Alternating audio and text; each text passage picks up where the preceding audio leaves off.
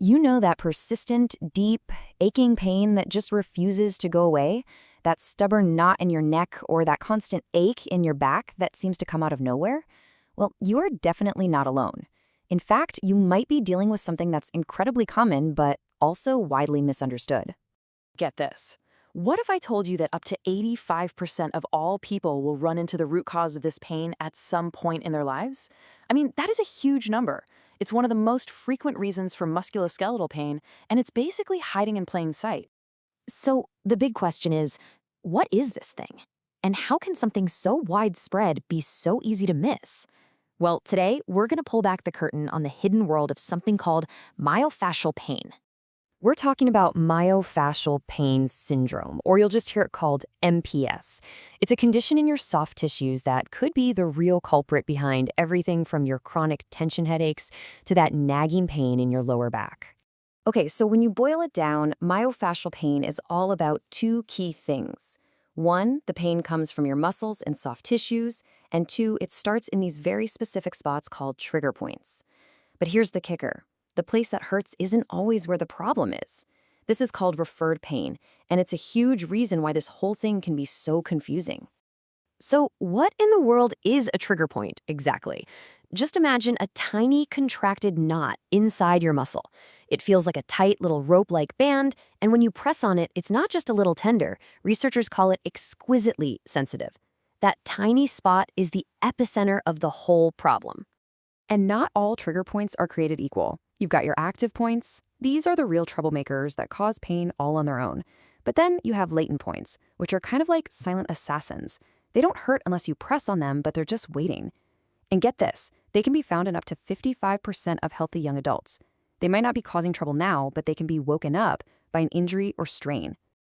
Okay, so if these trigger points are everywhere, why is it so hard to diagnose? Well, it's because you can't just get a blood test or an X-ray for myofascial pain.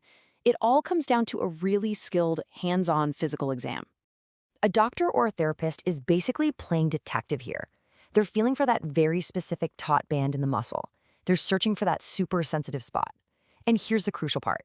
They check if pressing on that spot reproduces the exact pain you've been complaining about. And there's one really big clue that confirms they're on the right track. It's called the jump sign. It's exactly what it sounds like, an involuntary flinch or a muscle twitch when that trigger point is pressed. It's a totally real physical reaction that tells you, yep, that's the spot. Now, this is a really important point because a lot of people get these two mixed up. Myofascial pain syndrome and fibromyalgia are two totally different beasts. As you can see, MPS is a regional pain, right? It's from trigger points in one area. Fibromyalgia, on the other hand, is a widespread, generalized pain all over the body. The simplest way to think about it is this. MPS is a local muscle problem, while fibromyalgia is a more systemic, whole-body condition. All right, so we've established it's a regional thing. But where does it usually pop up? Let's look at a super common example. One of the classic examples of a primary myofascial pain syndrome is something called piriformis syndrome. And if you've ever had that deep nagging pain right in your butt that just would not quit, this is probably going to sound pretty familiar. So here's what happens. There's this small muscle deep in your glutes called the piriformis. When it gets tight and angry, it can start to irritate the sciatic nerve that runs right by it. This can cause that deep buttock pain and even that sciatica-like pain that shoots down your leg. And it's not some rare thing. For about 8% of people who go to the doctor for buttock pain, this little muscle is the main culprit. So that's the problem. But here's the good news. Once you correctly identify it, there is a clear path to relief. But, and this is a really big but, it's not about finding one single magic bullet. Yeah, the research is really clear on this one. The best results, by far, come from what's called a multimodal approach. That's just a fancy way of saying you have to attack the problem from multiple angles at once. So for example, if you have shoulder pain, your plan might be massage to release the knot, then specific stretches to get your flexibility back, and maybe even changing your desk setup so it doesn't come back. Physical therapies are really the cornerstone here.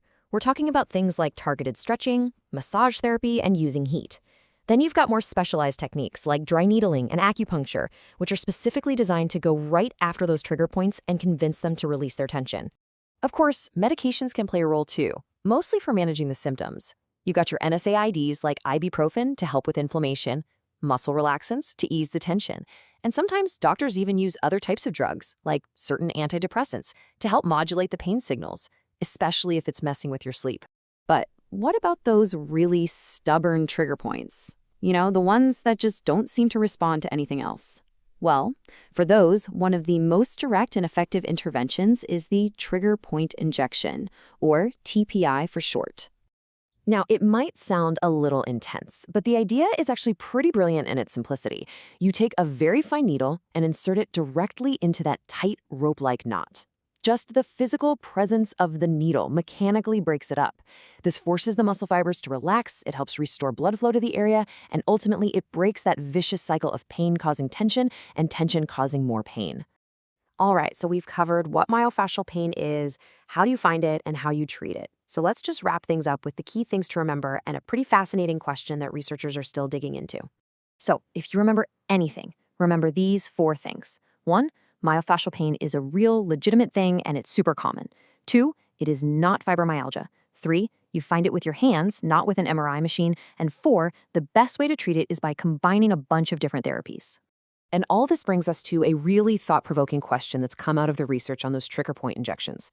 Is it the stuff they're injecting, like a local anesthetic, that's providing the relief? Or is it just the needle itself? And kind of surprisingly, study after study has found that there's really no significant difference. Using a dry needle, literally with nothing in it, seems to be just as effective as injecting substances, which suggests the magic isn't in the medicine, but in the needle itself. So the key really might just be the simple mechanical disruption of that dysfunctional little knot in the muscle.